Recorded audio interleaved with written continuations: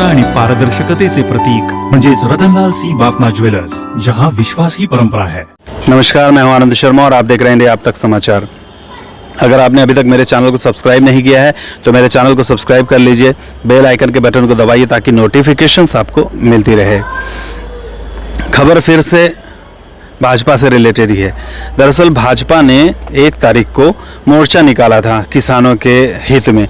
किसानों की काफ़ी सारी समस्याएं हैं, वो सॉल्व करने के लिए महा विकास आघाड़ी जो सरकार है महाराष्ट्र की, उसके खिलाफ मोर्चा निकाला और वो ये मोर्चा जलगांव शहर में निकाला गया।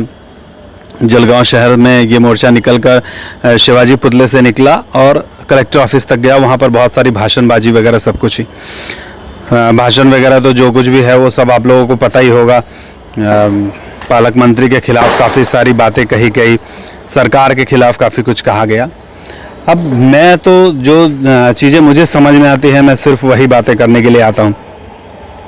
एक तो आज गिरीश महाजन जी समेत भाजपा के कई नेताओं पे जो जमावबंदी आदेश था उसका उल्लंघन करने के लिए केस दर्ज हो गया। अब ये केस तो दर्ज हुआ, मुझे तो ये भी कहना है कि वहाँ जितने भी लोग आए हुए थे उसमें से 95-99% लोगों ने मास्क नहीं पहना था। तो क्यों भाई, आम लोगों को मास्क पहनने के लिए आप लोग सलाह देते हैं, पुलिस वाले कार्यवाही करते हैं। आम आदमी सड़क पर अगर जाता आता है तो मास्क पहनता नहीं है तो उस पर कार्रवाई कर दी जाती है। तो इन लोगों को कौन सी स्पेशल परमिशन दे दी गई थी?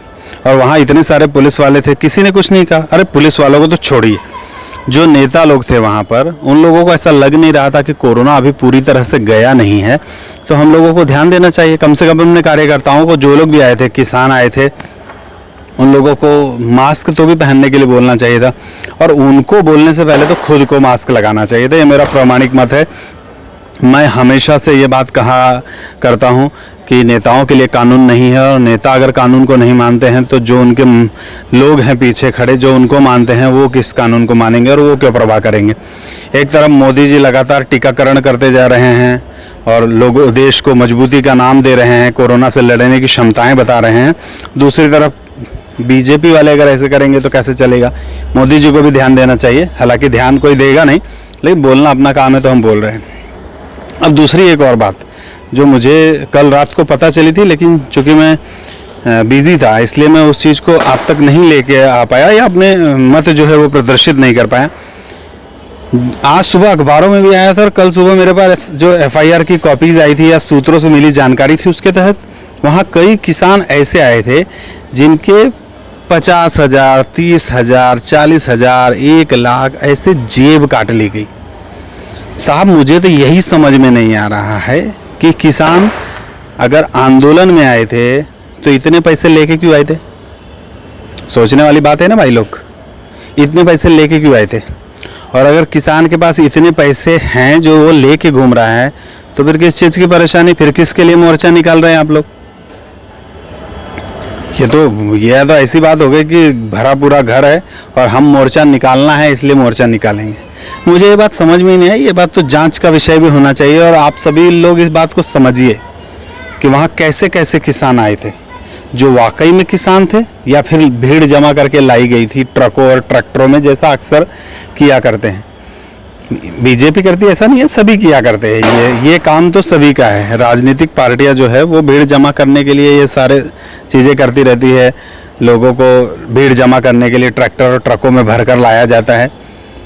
बीजेपी कहती है 10,000 लोग आए थे, पुलिस वाले कहते हैं 5,000 आए, क्या कितने भी आए हो। 2-2.5 लाख 3 लाख की चोरी हो गई, पॉकेटमारी हो गई। इतने पैसे लेके क्या कर रहे थे ये तो मुझे समझ में नहीं आया। अब गिरीश महाजन जी देखिए क्या क्या हो सकता है, क्या नहीं हो सकता है। सरकार तो ऑलरेडी पहले ही बोल चुकी है कि सारी चीज़ें, पालक मंत्री ने भी हाल में ही कहा था कि सभी कुछ व्यवस्थित हो रहा है। ये तो जस्ट हम विरोध में हैं ये दिखाने के लिए ये मोर्चा निकाला गया था। खैर जनता समझदार है, आप लोग समझदार हैं, आप लोग समझ जाइए। जो किसान आए थे उनके पॉकेट में 40-40, 50-50 हज़ार रुपये पड़े हुए थे जो चोरी हो गए। ऐसे किसानों को किस समर्थन की ज़रूरत है ये आपको ही पता अच्छे से और हमें भी। जय हिंद।